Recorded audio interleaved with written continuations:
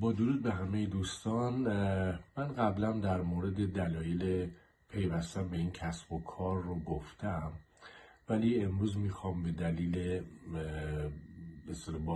بازنشستگی این بیزنس براتون توضیح بدم.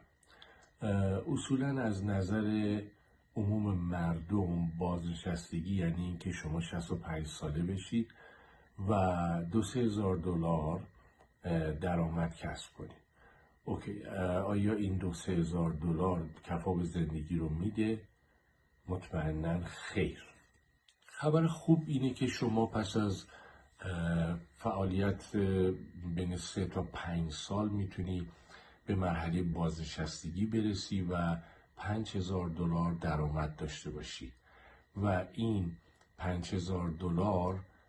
مرحله اولیه خواهد بود و خبر خوب بعدی اینه که شما میتونید این $5,000 رو به عنوان میراث برای خانواده‌تون بذارید.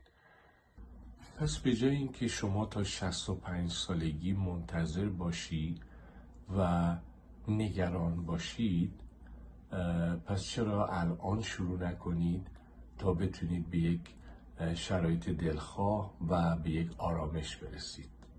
متشکرم.